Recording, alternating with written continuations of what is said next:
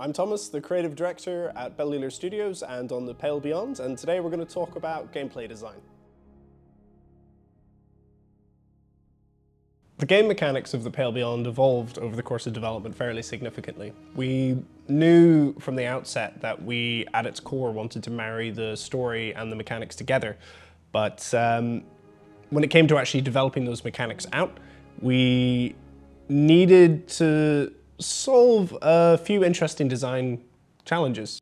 Namely that it's a game that takes place in an alien, desolate setting. There isn't much in the way of inherent combat or granularity in terms of traditional game mechanics, and we needed to keep players fundamentally engaged, making interesting decisions with intentionality, despite the setting taking place over an extremely long, protracted timescale.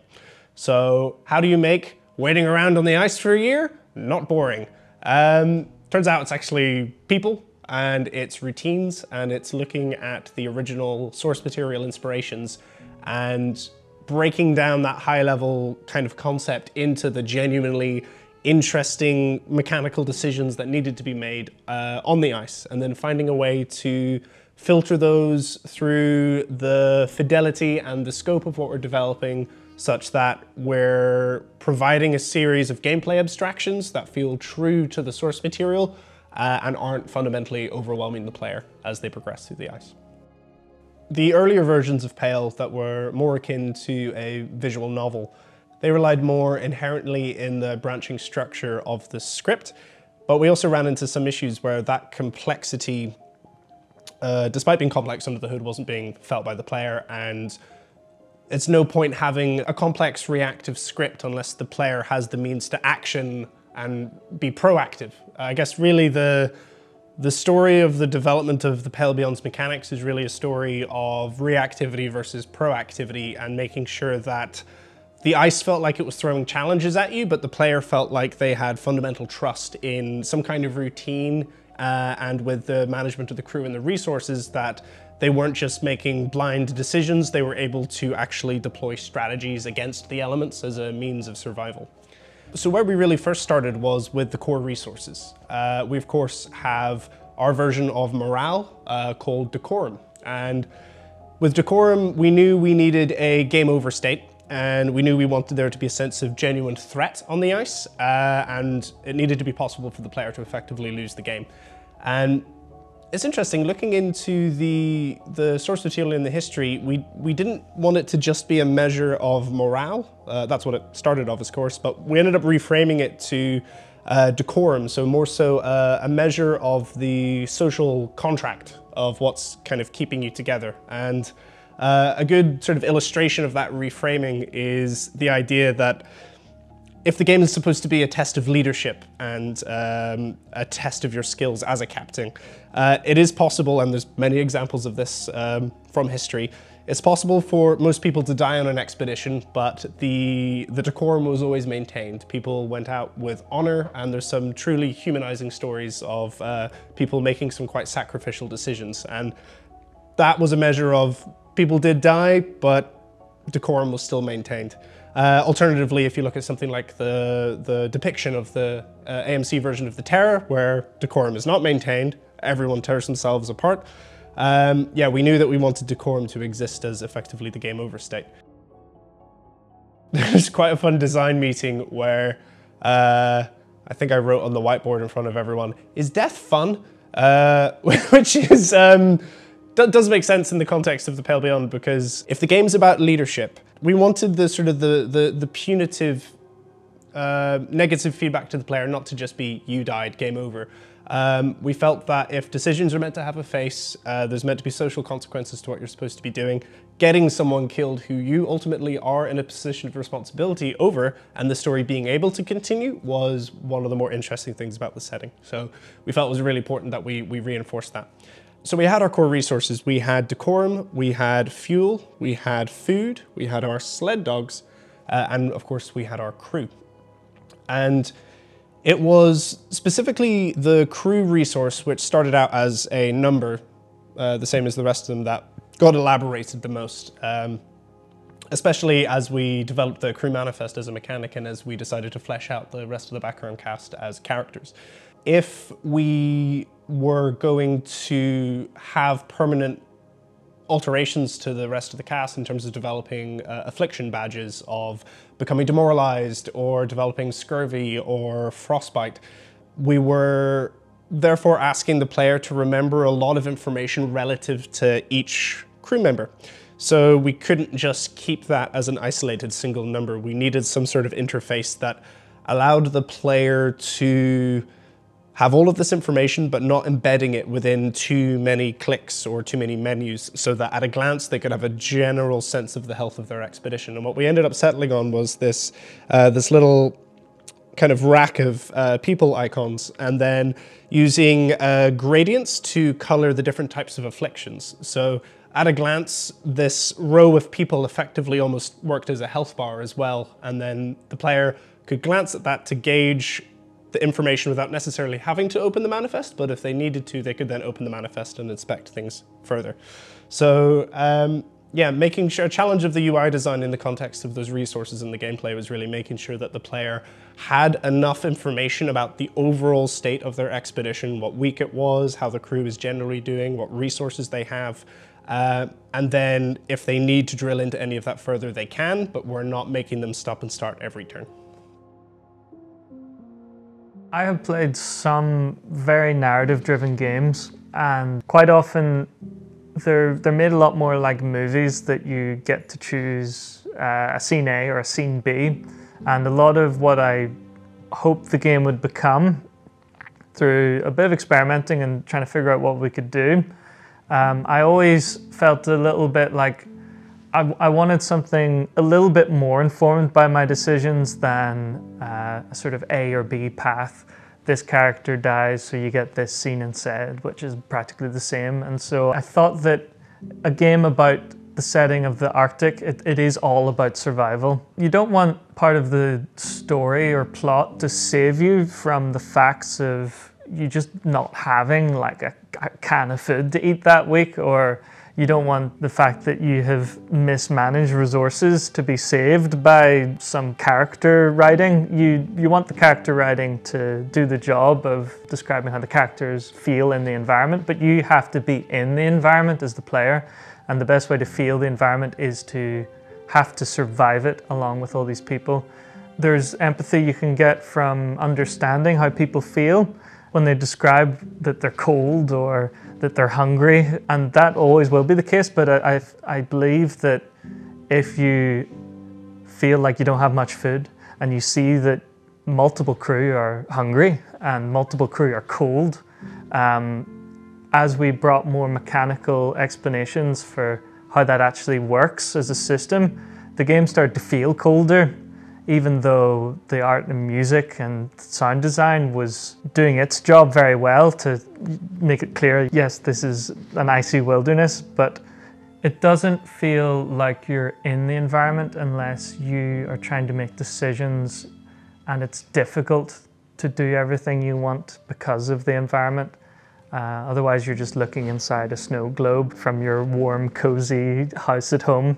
I felt a lot more personal, I believe, once you felt that the faces of the people in the story were crossing the boundary and were getting affected by your decisions, every mechanical choice you're making. Like, well, is there food? No. So that's why this has happened. Is there enough fuel to keep everyone warm? No. So this is why this happened. And the results are that character you're talking to, they might be dead, they might be wounded, they might be in a med bay because of that.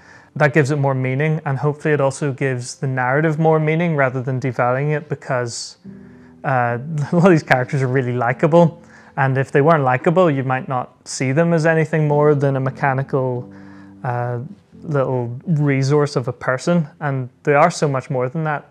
And I kind of like where it's landed, that it's got the good things about some visual novels, but there's work to do. There's definitely work to do. You aren't just a socialite at a party talking to people. It's difficult to survive this and get them from A to B. The gameplay design of the Pale Beyond was also fairly influenced by the technology stack that we were using.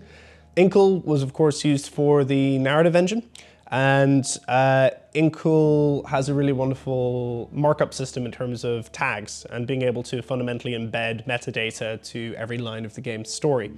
Being able to do that allowed us to have a really solid pipeline for allocating some of the game's kind of mechanical consequences, both in terms of resources and character loyalties, without getting bogged down in spending a lot of manual labor connecting things.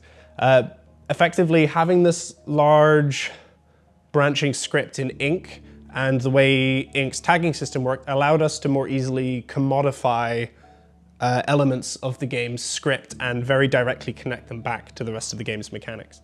So it really allowed us to make sure that the story didn't feel completely divorced from the game's mechanics, and it felt like the writing and the social decisions were having immediate affectations on the resources that you had and on the character relationships as they're expressed through the loyalty bar in the crew manifest.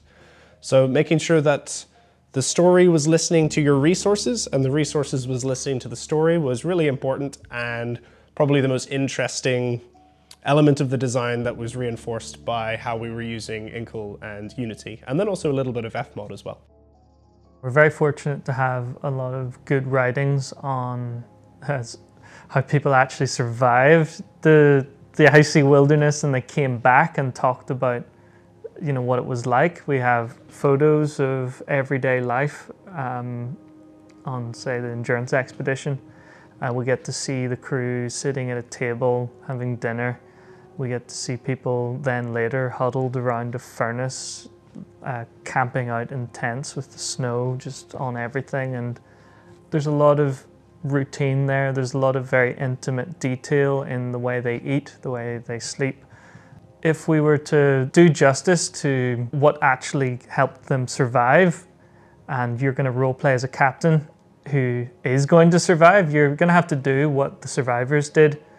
And what they did was they had these routines. They would fill up a hush pot, they would light the furnace, they would go on hunts, and they would report back. And a lot of that was brilliant, because just thinking of a design space of, well, what does it look like to have a routine week to week that just matters enough that you're making the meaningful choices as a captain with a little bit of delegation, but you don't have to do it such a high resolution that we'll be working on this game for 5 years. I was really intrigued by the idea that you could be sending out these characters with faces, and the crew used to be faceless. They used to just be background red shirts. But then they got more characterization, the art came through, the writing came through to make them have so much more personality. And then it fascinated me to have that kind of soft, not mechanical thing of people that you care about being the resource that goes into a slot or goes out on a hunt, and now that person is vulnerable. It's not that you're spending a gold piece, you're like risking a lovable character. That made it very clear how we had to work on creating content for this game, that we had a good end in sight, which was the same end for everyone diegetically in the world, which is like, well, when are they going to get rescued? When is this expedition over? How long do they have to last? And then we were able to say, well, let's say like 39 weeks, for example. What do you do every week going up to then that's going to be meaningful enough that by the 39th week, you know that all the choices you made every week were meaningful, and it wasn't just A-B paths of, well, that person's not here, that person's not there, and it's bespokely written scenes. It's instead what a lot of the problems people encountered on these expeditions was that a small choice earlier would cascade and cascade, and you don't know if there was where the exact moment was of the branch. It was more so everything mattered, every small conversation, every whiff of mutiny that might occur, that might boil up one time.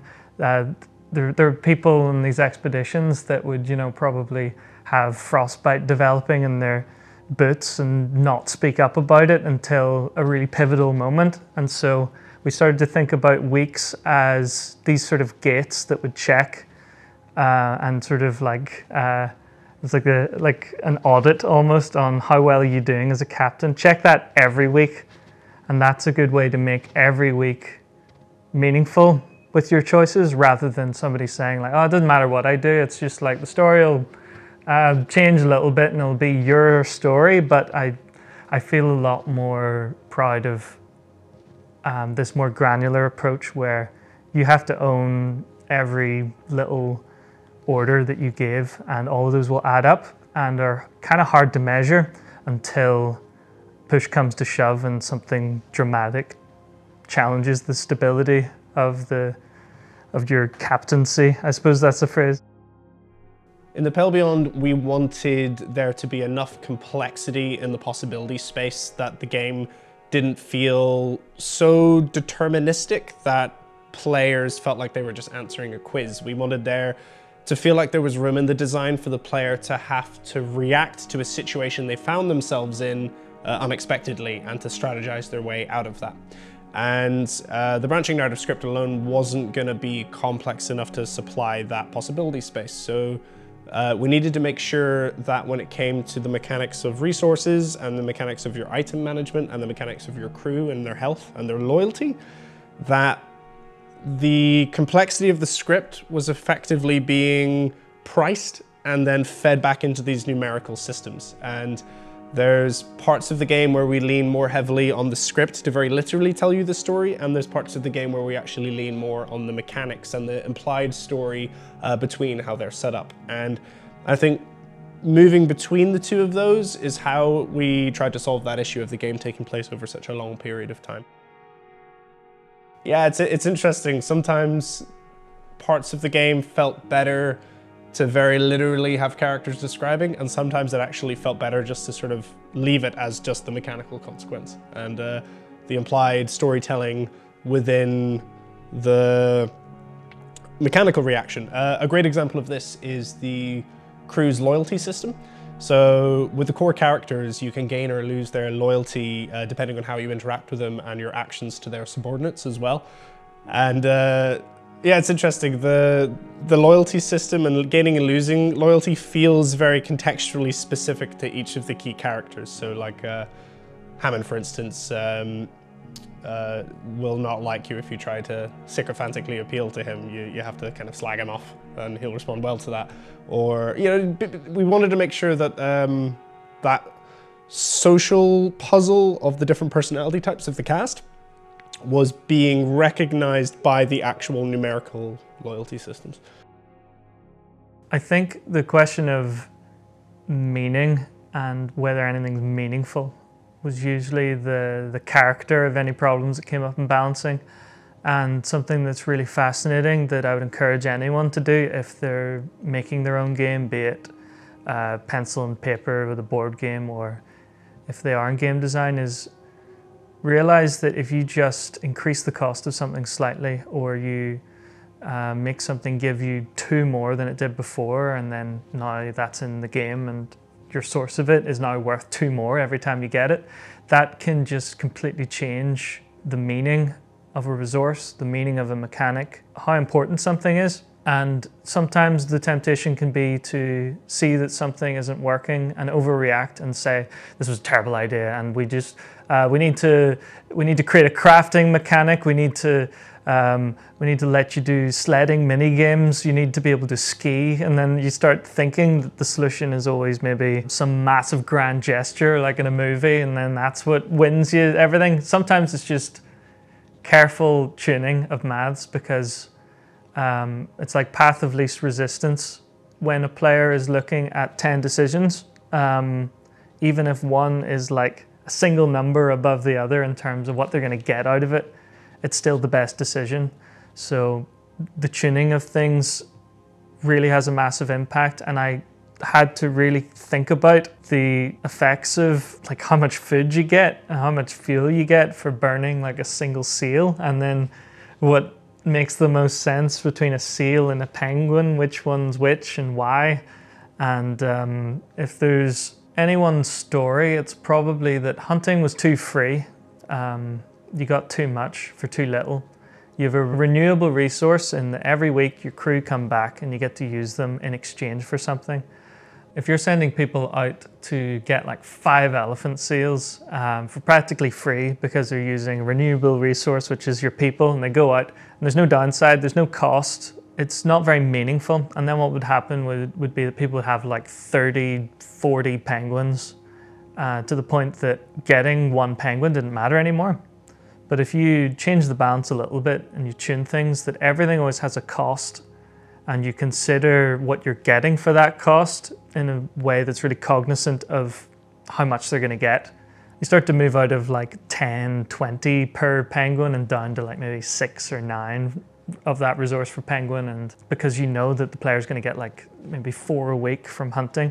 And then to make it actually feel satisfying, that like thematically, that people are going out and they're having to do all this work and haul things in, and that it is scary to go out to the unknown out in the Arctic tundra. You kind of need to have a cost for it. So we started to do things like increase the temperature from week to week, or decrease the temperature from week to week, so that sometimes it would be cold enough that people would come back from their hunts and they'd be freezing, and if you didn't treat that, it would be frostbite, and if you didn't treat that, they'd be dead. That just creates one more consideration for something that used to be free, which had no consideration. And if we're thinking about path of least resistance, if that's one of 10 things, all 10 of those things are going to become meaningful, instead of every single one of them not really having any repercussions in a negative way, and it's all positive. If it's all positive, just do whatever you want. So we had to create costs and, in a way, punishments for doing all of one thing without changing your pattern. And I would be satisfied if somebody was doing really well, but the reason they were doing really well and having an easy time was because all of the things were thematically satisfying tasks that would have been actually done as a captain on one of these expeditions. And I wouldn't be satisfied if somebody was having an easy time playing the game and they never had to even bother doing anything because they were completely swimming in resources and they didn't have to do any of the routines that we know that Ernest Shackleton would have done, or we'd know that during the Terror expedition people hadn't done adequately, because at the root of all of it, it's play, it's role play. You're imagining you're on one of these expeditions, and if you haven't balanced your economy properly, then the path of least resistance problem leads to nobody finding it a good idea to do anything that Shackleton would have done. There's some interesting design that emerged from the decision to set the game over such a long period of time. Namely, taking inspiration from how some of the original source material of the expedition's accounts were written. So the Alfred Lansing book, for instance, it doesn't just give you a complete day-by-day account of every single day on the expedition. It's very selective with what it chooses to zoom in and out of, both in terms of scale of time and in terms of kind of narrative resolution. There's periods of the book that really stretch out a solid few-day period, and sometimes they advance forward in time. And we knew we wanted to create the feeling that the game was this slog through the ice, but we also wanted to be very considerate of the pacing. And there was actually a lot of freedom once we opened up the design to being you playing a full day of the expedition and then the game advancing forward by a week. It allowed us to have this sort of ambiguous kind of temporal area to resolve choices and have it feel like there was a meaningful passage of time between each turn of the game. And it also solved some issues with freeing up the logic of exactly who is where, and the idea of sending people out and that occurring throughout the week rather than necessarily depicting every second of a year on the ice, which of course we don't have the scope or budget for.